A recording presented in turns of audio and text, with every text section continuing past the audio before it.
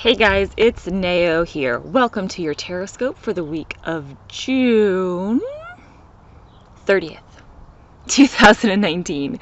As you can see, we're doing things a little bit differently this time. I am sitting outside in the glorious summer weather that we're having here in the southern Willamette Valley of Oregon. And yeah, we're going to be doing things a little bit differently. I'm getting ready to go on a really awesome hike to some old growth trees in the Willamette National Forest later. So I'm doing this video really quick, really fast, really on the fly, with minimal editing so I can get this to you guys before I head out. And we are also going to be changing things up a little bit. So I've been reading with my Ethereal Visions deck for you guys, but I'm starting to feel like, we need to freshen things up. So we are going to be transitioning into using my Voyager Tarot. Ooh, this is my second deck that I use, and I really, really like it. It's new, it's different, it's kind of tarot for the 21st century. So I'm really enjoying my time with it, and I want to share its messages with you guys. So for the next couple of tarot scopes, I figure we'll just float back and forth as intuition dictates. So with all that being said, let's jump into it. Aries, your card of the week is the Nine of Cups. So this card is called Fulfillment. So this for me is about reaching out, experiencing the lust for a creative life. This is a very lusty card. It's a very full, satisfying card. And we're going to be experiencing your creative potential this week. This is about self-realization through manifestation. So realize who you are through your creative pursuits, through your creative endeavors. Be expressive. Show that fullness of creativity that lies inside of you with everybody else, because you're going to discover a lot of really cool and amazing things about yourself through that process. Look at the dense, awesome visual. Oh, this freaking camera hates to focus on these bloody cards. They're so busy. There we go. Look at that. Lots of cups. There's wine, there's pearls, there's oysters, there's flowers. So there's very much like a sensory indulgence in this card, right? So you're going to be drinking it all in. You're going to be taking it in through your nose. Oysters are very much, lusty, right? Right? So experience that lust for life and enjoy that sensory pleasure this week. Taurus, your card of the week is the Child of Crystals. So this is kind of what we would call the Page of Swords. But again, this deck is a little bit different. It's not exactly a traditional tarot deck. So this is a time to discover new things about yourself, to peer into the parts of you that maybe have been a little overlooked. It's time to be aware. It's time to be open. It's time to discover. And one of the things in this card that I really like is this imagery of this little girl who looks very frightened right there, peering into the dark. So this is going to be a time to learn about your fears, Taurus. And I know that can be really uncomfortable, but when we think about a kid who's afraid of the monster under the bed, what they're really afraid of is the unknown. They don't know what's going on down there. They just heard a strange noise and they watched a scary show earlier and it's freaking them out, right? So you, like that tiny scared child, need to actually peer into the dark and see if there actually is a monster under the bed or if it's just your fucking cat. Right? It could be something that's totally benign, something that's totally not even involved with you and your business, Taurus, and you need to figure out what that is.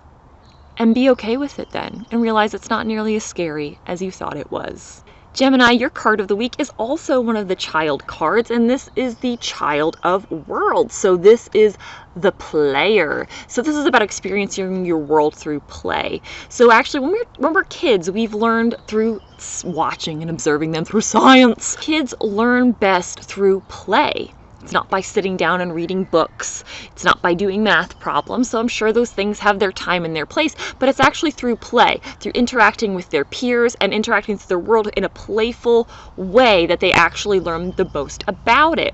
So that's what you need to do this week, Gemini, is experience the world as play, as a way to learn, as a way to develop yourself. So take some time to just go out and do things that you associate with play for yourself.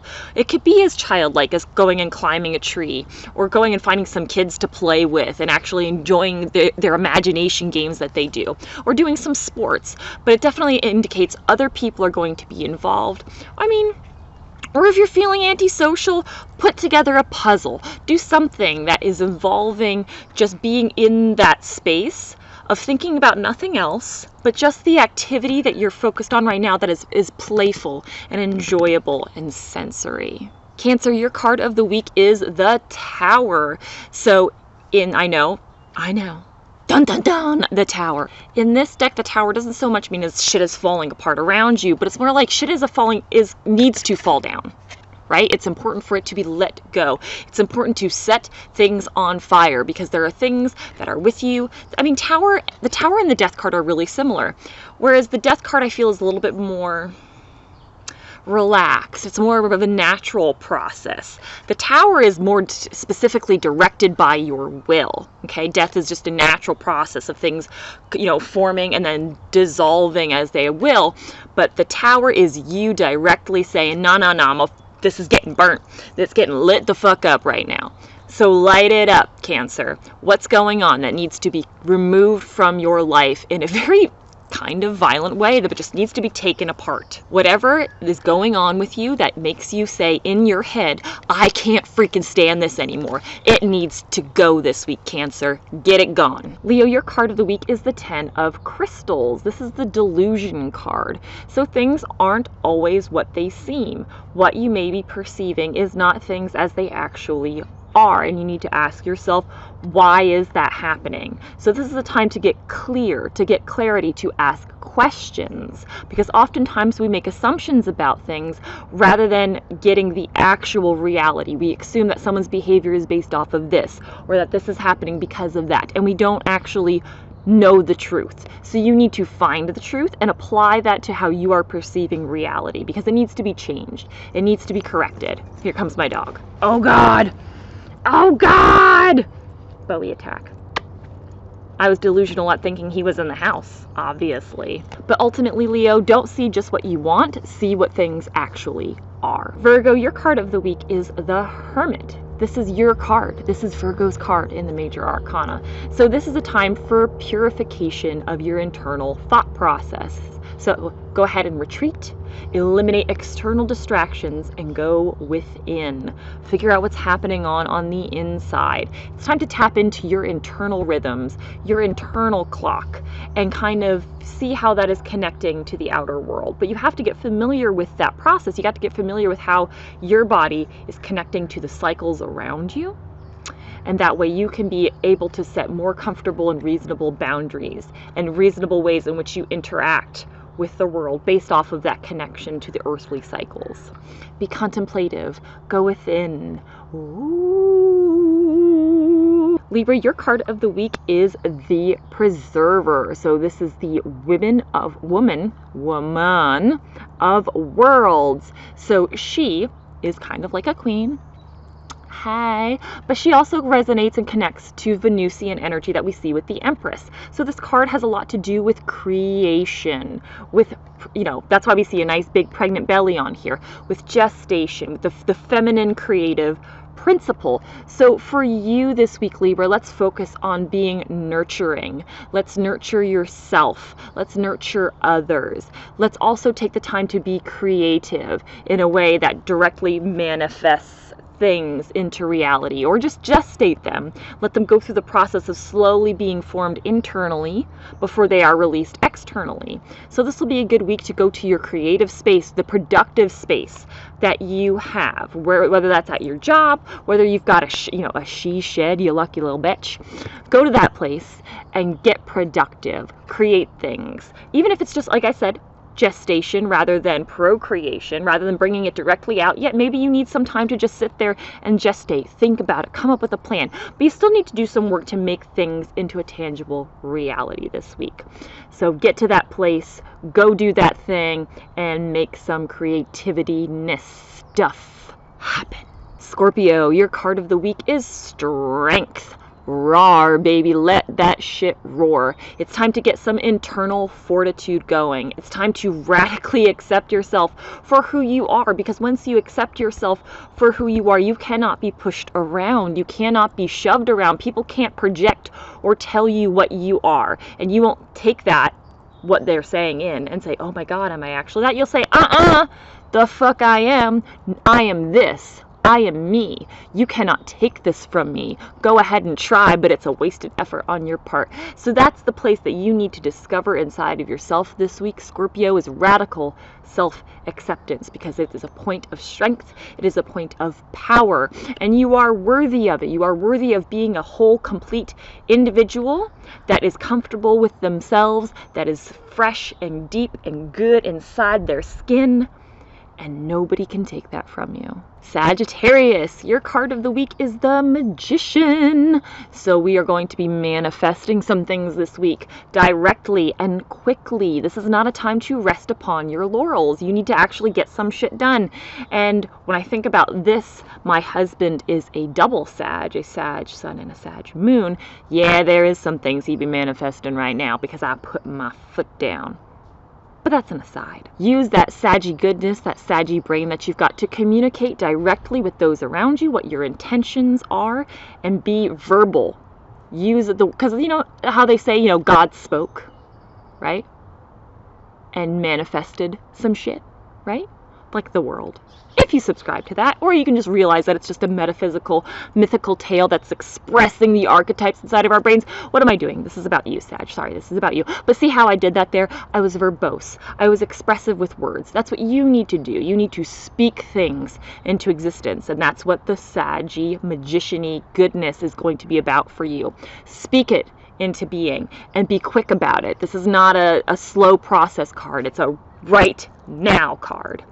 Get it, Sag, right now. Capricorn, your card of the week is the 8 of Crystals. So this is the synthesis card. So this is about being in balance, right? And bringing things together and synthesizing them into something new, something whole. So for you guys, this is going to be about, since we're dealing with crystals, this is the mental realm, bringing your right and your left hemispheres of your brain together, because they are both needed. You need both the touchy feeliness of the right brain, and you also need the rational, logical parts of the left brain.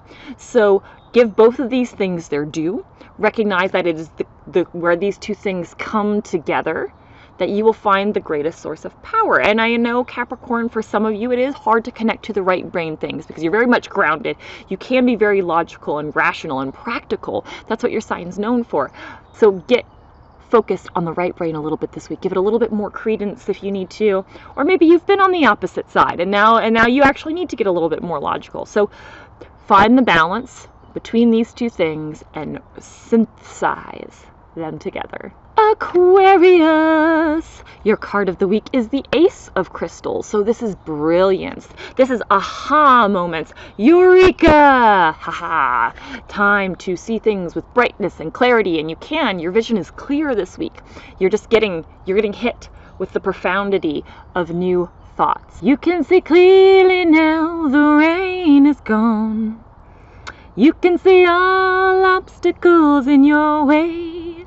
So use all that great insight that you're getting right now to come up with your next big thing, and also to share that with others too. You may need to be pointing some things out to people with the clarity of thought that you have right now, things that people may not be able to see quite so well. Who was our friend that had that 10 of Crystals delusion? Oh yeah, you might want to connect with your friends like that and pierce through the darkness for them. Pisces, my fellow fishies, our card of the week is the Man of Worlds. He is the achiever.